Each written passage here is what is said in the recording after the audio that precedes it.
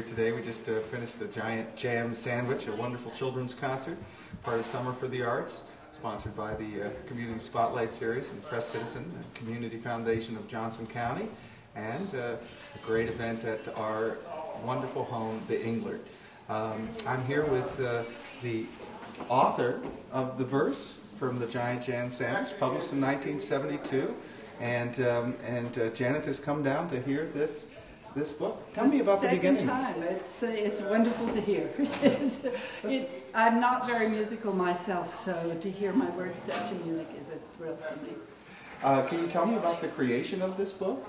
Yes, indeed, John Vernon Lord and I, when we were living in England, had done a children's book together, The Truck on the Track. And he wrote this story for a couple of little friends of his, and did his fabulous illustrations, wrote the text, and the publisher called me and said, the pictures are wonderful, the text needs a writer.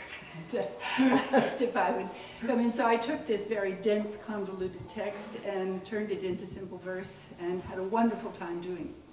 That's great. And it was published in 1972? 72. It's been in print, I'm sorry to say, longer than any of my other books. Did you expect it to be set to music? Oh, no. It was a thrilling idea. Philip Wharton wrote John Vernon Lord and me both asking if we would give permission, and we said, yes. And so Philip wrote the music. Philip, come on over. This is Philip Wharton, the composer. He's a Decorah native.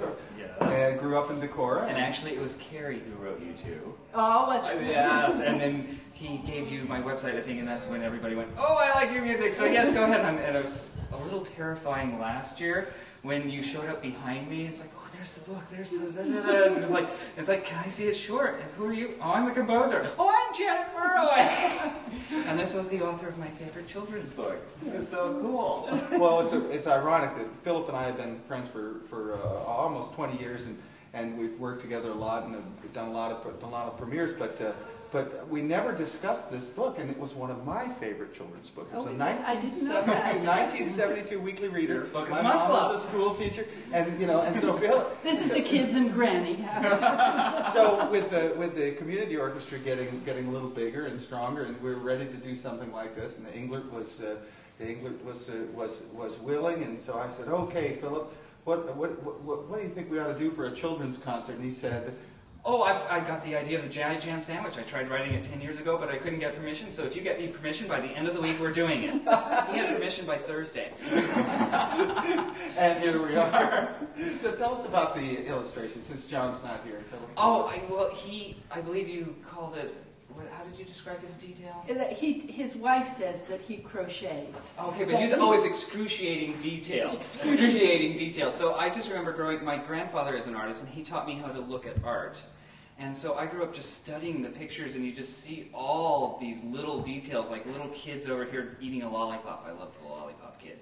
So when I designed the visual show, I just thought, let's teach kids who generally just have things thrown at them so quickly and don't have time to study, to show them how to look at art, peering at detail, and then pulling back and seeing how it all gets put together. And this operates for me. There are details of the illustrations that I had never seen until I saw them blown up on the screen for this concert.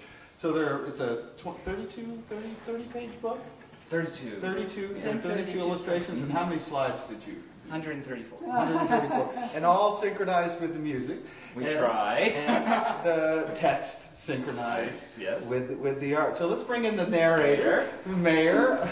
Why don't you come on into the middle? All right. And thank you so much. Oh, thank you very much. It was great fun. A lot of fun. I'm just amazed that you would take time out So from am your I. schedule at this time in the city to come and make art with us, and it's just there's no thank flood. you so much. Last year might have been more of a challenge, but Right. Of course I would. I mean, I love Summer of the Arts, and I love making arts accessible to, well, everybody. And I used to work at Prairie Lights years and years ago, and I used to teach music. So, Well, when we were talking about a narrator, I said, oh, well, I heard the mayor used to teach music, and she was a singer. And I said, that makes so much sense, because every time I see the city council meetings, when I can stay awake, there's always one moment where you smile and your voice just it takes over everything, and I forget all the troubles. And so I said, well, I think this would be great, and it's just great that you did this. It's a wonderful job. In the book, there's a town council with Mayor Muddlemutt, and Philip introduced the mayor to me as Mayor Muddlemutt. Well, this is great, and Philip, congratulations! Wonderful piece of music and wonderful Thank you art. for the start. I want to point out that all of the players today were volunteers. That the community orchestra is a dues-paying volunteer organization, and we were joined by lots of wind players and percussionists who volunteered their time. Some of the best professionals in the area, and everything was volunteer. So it's a great community arts event, and wonderful to see so many kids out there enjoying it, and this is what Iowa City deserves. And Kara, can we also mention that Prairie Lights was here with copies of the books, which is very good of them. Great.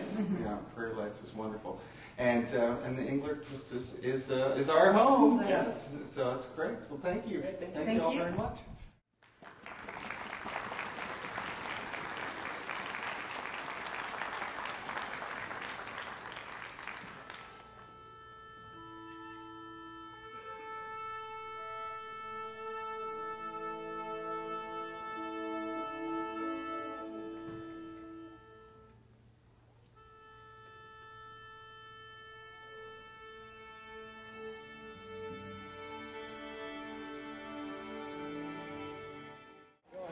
Public access television in Iowa City rocks.